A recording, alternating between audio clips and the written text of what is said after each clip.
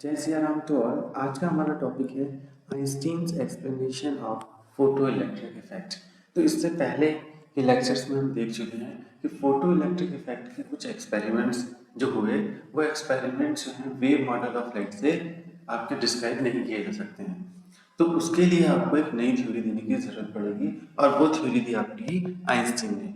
और आइंस्टीन ने जो फोटो इलेक्ट्रिक इफेक्ट का जो एक्सप्लेनेशन दिया वो आपका क्वांटम थ्योरी के बेसिस पे दिया।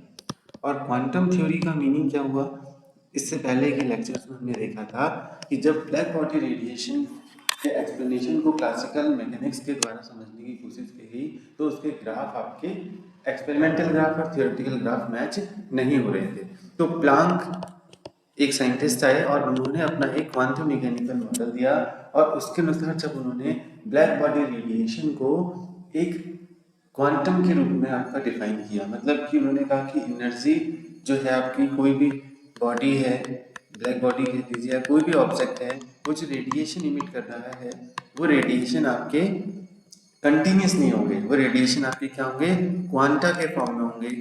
इसका मतलब क्या है, उनकी एनर्जी जो है आपकी एच न्यू का इंटीजर मल्टीपल होती है, ऐसा आपका प्लांक ने कहा। और जैसे इन्होंने इस वाले एजम्पशन को लिया और उसके बाद जब उन्होंने ग्राफ को बनाया ब्लैक बॉडी रेडिएशन के, तो वो आपका वेल मैच्ड हुआ, अच्छी तरीके से मैच हुआ। अब वही आपका आइंस्टीन ने भी उसी प्लांक क्वांटम थ्योरी को बेस मानते हुए अपना आइडिया दिया। उनके अनुसार भी क्या होता है कि जो रेडिएशन है आपके वो आपके एच न्यू अमाउंट, मतलब एच न्यू का मतलब आप समझ सकते हैं integer multiple of h nu, where nu is the frequency, जहां पर न्यू क्या है आपका फ्रीक्वेंसी है और एच क्या है यहाँ पर आपका प्लांक कांस्टेंट।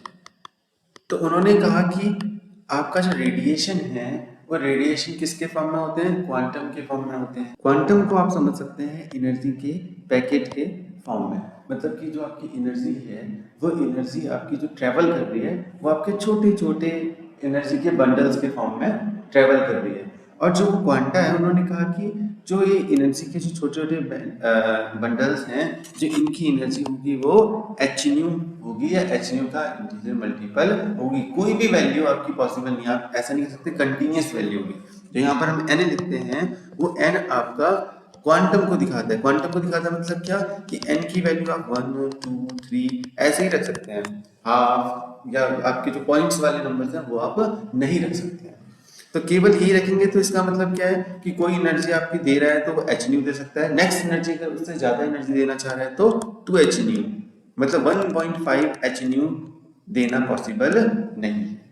तो इसको इन्होंने अपना आधार बनाया अपनी आइंस्टीन ने अपनी जो एक्सप्लेनेशन में कहा कि जो रेडिएशन है आपके वो आपके क्वांटा के फॉर्म में आपके ट्रेवल करते हैं।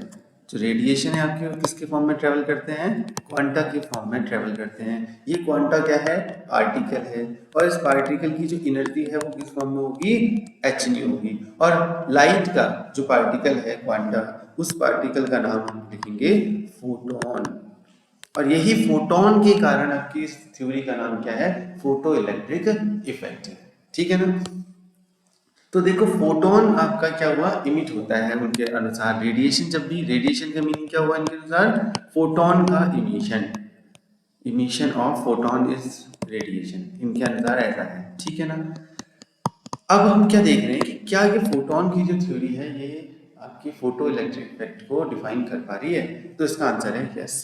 तो हमने देखा था कि फोटो इलेक्ट्रिक इफेक्ट के एक्सप्लेनेशन में प्रॉब्लम क्या आई थी, जैसे आपका यहाँ से लाइट इंसिडेंट हुई और यहाँ से आपका इमिशन ऑफ इलेक्ट्रॉन हुआ, यहाँ पर आपने एक प्लेट लगाई थी, इसको पॉजिटिव पोटेंशियल दिया और ये प्लेट यहाँ करी, तो जो इलेक्ट्रॉन्स हैं आपके, ये इलेक्ट्रॉन्स क्या हो रहे थे आपके, ये इलेक्ट्रॉन्स आपके जो इसके द्वारा अट्रैक्ट हो रहे थे और अट्रैक्ट होने के कारण इस पूरे सर्किट में इलेक्ट्रॉन का फ्लो हो रहा था। इसका मतलब यहाँ पर आपकी करंट फ्लो हो रही है, इतना हम जानते हैं। लेकिन जब हमने इसका एक्सपेरिमेंटली किस किस चीज पे आपकी डिपेंड कर रहे हैं इलेक्ट्रॉन्स का इमिशन, फोटो करंट, और जो इलेक्ट्रॉन है इनको फोटो इलेक्ट्रॉन कहते हैं, इनके नंबर्स आपके किन चीजों पे डिपेंड कर रहे हैं, जब हमने उसकी स्टडी करना चाहिए तो वो वेव मॉडल से पॉसिबल नहीं है। और प्रीवियस लेक्चर में हमने देखा है कि कैसे वो पॉसिबल नहीं है। तो आज हम देखेंगे कि पार्टिकल मॉडल से उन सभी चीजों को कैसे हल किया जा सकता है। तो सबसे पहली चीज जो दिमाग में रखनी है, एक चीज रखनी है कि जो लाइट है अब वो फोटोन के रूप में ट्रेवल कर रही है, और जो फोटोन है उसकी एनर्जी क्या है आपकी, एच न्यू है। अगर इतना ध्यान में रखेंगे तो पूरी थ्योरी के एक्सप्लेनेशन में कोई भी प्रॉब्लम नहीं आने वाली है। एक चीज मैंने आपको पहले भी बताई थी, वर्क फंक्शन, और वर्क फंक्शन का क्वांटम से कोई लेना नहीं है। वर्क फंक्शन का मतलब क्या है कि कोई भी आपका इलेक्ट्रॉन है, वो इलेक्ट्रॉन को उसके एटम से आपको क्या कराना है, अलग कराना है, अनबाउंड करना है। तो उसको उसके लिए कितनी एनर्जी चाहिए होती है, तो उसको हम कहते हैं वर्क फंक्शन। तो वर्क फंक्शन का मतलब क्या हुआ, energy required to remove one electron from its atom is known as work function. तो लेट्स से इसको हमने W से दिखा दिया, ठीक हो गया। और ये एनर्जी ऑफ फोटोन को हमने किससे दिखा दिया, E से दिखा दिया।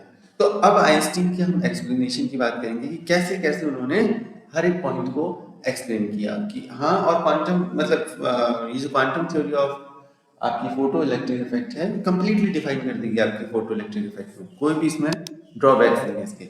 तो देखो क्या है कि सबसे पहली चीज है कि ऑल एंड नन प्रोसेस है। ऑल एंड नन प्रोसेस का मीनिंग क्या है, इनके अनुसार, अब हम आइंस्टीन की थ्योरी पढ़ रहे हैं ना, तो आइंस्टीन की थ्योरी पढ़ रहे हैं तो उसमें क्या है कि इन्होंने क्या क्या अजम्पशन मतलब क्या क्या कहा उसके बारे में। तो इन्होंने कहा कि फोटोन जब इलेक्ट्रॉन से कोलाइड करेगा, लेट्स यहाँ से जो लाइट आई हम कह रहे थे, अब वो लाइट आने के बारे में हम क्या कहेंगे, फोटोन आया। अब जो ये फोटोन आया, ये फोटोन इलेक्ट्रॉन से जब कोलिजन करेगा तो या तो इसको अपनी पूरी एनर्जी दे देगा, ऑल लिखा हमने, या तो इसको कोई भी एनर्जी नहीं देगा। तो ऑल एंड नन प्रोसेस का मतलब क्या है कि when a photon collide with electrons, तो क्या होगा, या तो आपका ये इसको टोटल अपनी कंप्लीट एनर्जी ट्रांसफर कर देगा, या आपकी कोई भी एनर्जी ट्रांसफर नहीं करेगा। तो इसको कहते हैं ऑल एंड नन प्रोसेस, ठीक हो गया। अब इसके आधार पे समझना हमारा आइंस्टीन थ्योरी को बहुत ही आसान है। तो फर्स्ट चीज हम देखते हैं कि हमने वहां गौर किया था आपका कि अगर इंटेंसिटी ऑफ लाइट आपकी ज्यादा होती है, ज्यादा इंटेंसिटी होती है तो ज्यादा फोटो करंट मिलती है, ऐसा हमने देखा था। तो ऐसा कैसे होता है, तो देखो इंटेंसिटी ज्यादा होने का अब क्वांटम थ्योरी में क्या मीनिंग रहेगा, इंटेंसिटी ज्यादा होने का मतलब है नंबर ऑफ फोटॉन्स जो हैं आपके वो इंक्रीज हो जाएंगे, नंबर ऑफ फोटोन इंक्रीज। तो अगर नंबर ऑफ फोटोन आपकी इंक्रीज हो गए हैं, इसका मतलब क्या है, ज्यादा फोटॉन्स की इलेक्ट्रॉन से कोलिजन होगी। पहले जो कम फोटोन आ रहे थे, मानिए पहले 100 फोटोन आ रहे थे, इंटेंसिटी आपने बढ़ाई तो वो 1000 हो गए, और इसका मतलब पहले 100 फोटोन आपके इलेक्ट्रॉन से टकरा करके इमिट हो सकते थे, अब कितने हो सकते हैं, 1000 हो सकते हैं। इसका मतलब जितने ज्यादा इलेक्ट्रॉन उतनी ज्यादा क्या, फोटो करंट। तो इसका मतलब क्या हो गया कि number of photon is increase, intensity increment का मीनिंग क्या हुआ, number of photon increment. Number of photon increment मतलब नंबर ऑफ फोटोन का कोलिजन विद इलेक्ट्रॉन इंक्रीमेंट। इसका मतलब क्या हुआ, जितने ज्यादा इलेक्ट्रॉन निकलेंगे उतनी ही ज्यादा क्या भी होगी, आपकी फोटो करंट होगी। ठीक है, क्या होगी, फोटो करंट होगी। तो ये हमने देखा था एक्सपेरिमेंटली, ग्राफ में भी ऐसा शो होता है कि as we increase the intensity so photo current will increase. तो उसका लॉजिक ये मिल गया। सेकंड टर्म जो हम पढ़ रहे हैं वो है आपका, हमने देखा था जो प्रॉब्लम कर रहा था कि फ्रीक्वेंसी आपकी अगर आपने बढ़ाई, if we increase the frequency then the kinetic energy of the photon increases, kinetic energy of photon increases, ऐसा हमने देखा था। तो उससे पहले मैं एक चीज आपको बताऊं, आइंस्टीन्स फोटो इलेक्ट्रिक इक्वेशन, और उस इक्वेशन से तो आपका काम बहुत ही आसान हो जाएगा। तो पहले हम उसको देख लेते हैं, आइंस्टीन्स फोटो इलेक्ट्रिक इक्वेशन। ये आपका यूनिवर्सिटी एग्जाम के लिए भी इंपॉर्टेंट होता है, 12th के एग्जाम में भी आता है आपका आइंस्टीन की फोटो इलेक्ट्रिक इक्वेशन, और बहुत इजी है। सबसे अच्छी बात यह है कि बहुत इजी है। देखो कैसे हम इसको प्रूव करते हैं। अब हमने ये तो बता ही दिया आपका कि रेडिएशन जो आ रहे हैं वो किसके फॉर्म में आ रहे हैं, फोटोन के फॉर्म में आ रहे हैं, और उन फोटोन की एनर्जी कितनी है, एच न्यू है। और जो इलेक्ट्रॉन निकलते हैं अपने वाले मेटल से बाहर निकलने के लिए, उसके लिए जो एनर्जी चाहिए होती है वो क्या होती है, वर्क फंक्शन होती है। और अगर आपका जितनी ज्यादा, देखो अब सोचो आप इससे फोटोन, मान लिया से फोटोन आया, वो एक इलेक्ट्रॉन से टकराया और उसके पास एनर्जी बहुत ज्यादा थी, लेट्स से 5 एच न्यू वाले एनर्जी का फोटोन आया और वो यहाँ पर टकराया, उसने यहाँ से इलेक्ट्रॉन को इमिट किया और इसके लिए जो वर्क फंक्शन चाहिए था आपका 2h चाहिए था, तो ये 3h कहाँ जाएगा, इतनी एनर्जी कहाँ जाएगी, तो इतनी एनर्जी जाएगी आपकी उसकी काइनेटिक एनर्जी में, कितना ज्यादा इलेक्ट्रॉन कितनी स्पीड से निकलेगा वहां से। अब इसका मतलब क्योंकि हमने कहा कि 5 HNU अगर फोटोन से टकरा रहा है तो या तो पूरी 5 HNU देगा या फिर कोई भी एनर्जी देने वाला नहीं है, क्योंकि ये कौन सी प्रोसेस होती है, ऑल एंड नन प्रोसेस, या तो पूरा दे दो या फिर कोई सा भी मत दो। ठीक हो गया। तो अब ये जब पूरी अपनी एनर्जी दे देगा इसको, तो पूरी एनर्जी देने के बाद हम इस इक्वेशन को ऐसा लिख सकते हैं कि आपकी फोटोन की जो एनर्जी है वो एक तो किस में यूज हो रही है, आपकी वर्क फंक्शन में, ये तो फोटोन की एनर्जी लिख दी हमने, तो टोटल एनर्जी अगर मैं लिखना चाहूँ तो ये हो सकती है आपकी वर्क फंक्शन प्लस किसमें यूज हो रही है, आपकी काइनेटिक एनर्जी।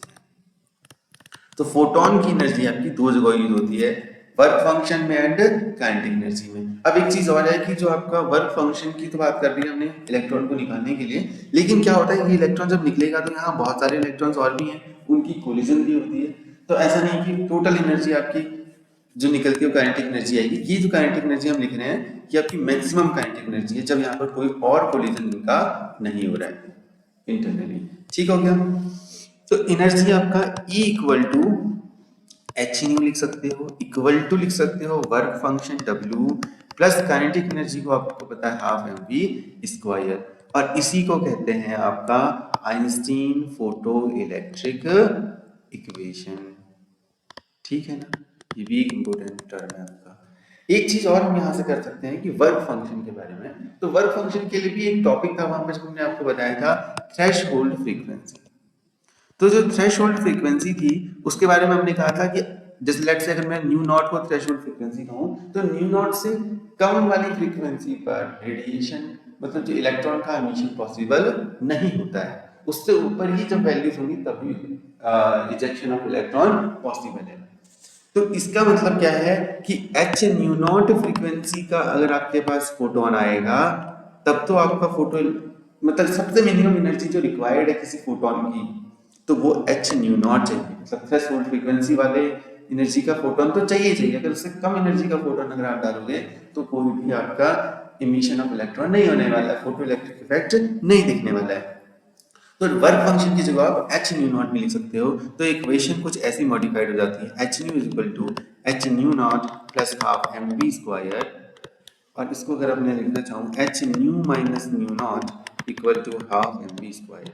इसको भी आप आइंस्टीन फोटो इलेक्ट्रिक इक्वेशन कहते हैं, आइंस्टीन फोटो इलेक्ट्रिक इक्वेशन। ठीक है ना, इतना समझ में आया। अब हमारा एक पॉइंट छूटा था जो मैं आपको बताने वाला था कि जब फ्रीक्वेंसी आपकी इंक्रीज हुई तो काइनेटिक एनर्जी ऑफ फोटोन आपकी मतलब काइनेटिक एनर्जी ऑफ इलेक्ट्रॉन आपकी क्या होती है, इंक्रीज होती है।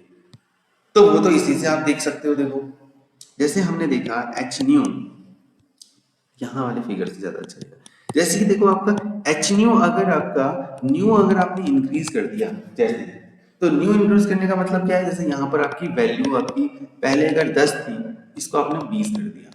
अब वर्क फंक्शन को तो इससे कोई मतलब नहीं है, वर्क फंक्शन तो energy required to remove electron from an atom, तो वर्क फंक्शन जो पहले था वो अभी भी है। तो मान लिया इसको चाहिए थी 5 चाहिए होती है इसको, तो 10 में से अगर आपने 5 घटाया तो आपको 5 इस टाइम पे काइनेटिक एनर्जी मिलेगी, क्योंकि rest of the energy is used in kinetic energy.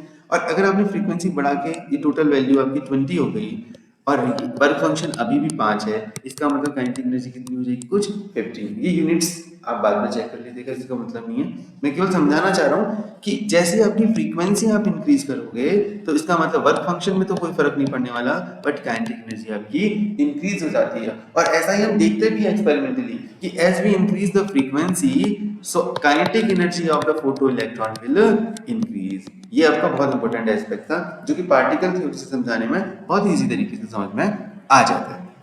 फिर एक चीज और है कि हम कहते थे इंटेंसिटी को कितना भी कम कर लो आपका फोटोन निकलना है तो निकलेगा।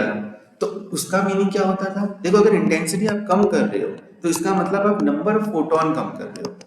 नंबर ऑफ फोटोन कम करना और फोटोन की एनर्जी कम करना दोनों डिफरेंट टर्म्स हैं, क्योंकि फोटोन की एनर्जी को इंटेंसिटी से कोई लेना देना नहीं है। एक इंडिविजुअल फोटोन की एनर्जी आपकी एच न्यू है, वो एच न्यू ही रहेगी। आप नंबर ऑफ रेज को कम कर दो, नंबर ऑफ फोटोन को कम कर दो, उसको कोई फर्क पड़ने वाला नहीं है। तो ये जो प्रॉब्लम आ रही थी हमारी कि हम कह रहे थे कि कम इंटेंसिटी है तो इस इलेक्ट्रॉन को फोटो मेटल से निकलने में बहुत टाइम लगाना चाहिए, ये भी आपकी यहाँ से सॉल्व हो जाती है। क्यों?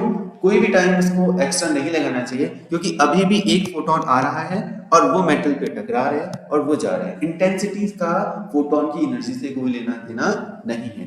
फोटोन की एनर्जी आपकी एच न्यू के फॉर्म में रहती है, वो आपकी पर्टिकुलर फ्रीक्वेंसी के लिए फिक्स है। अगर आप फ्रीक्वेंसी चेंज करेंगे, न्यू की वैल्यू चेंज करेंगे, तभी आपकी एनर्जी ऑफ फोटोन चेंज हो सकता है। इतना समझ में आया? तो explanation of photo electric emission में इतना ही था। तो सबसे पहले जो इम्पोर्टेंट टर्म है जो आपको याद रखने योग्य बात है वो ये है कि जो लाइट है आपकी वो फोटोन के फॉर्म में इमिट होगी और जो फोटोन है उसकी एनर्जी एच न्यू होगी। बस इतना आपको अगर पता है तो पूरी आइंस्टीन की फोटो इलेक्ट्रिक इक्वेशन और उसके एक्सप्लेनेशन को आप अच्छे तरीके से समझा सकते हैं। जय श्री राम टू ऑल।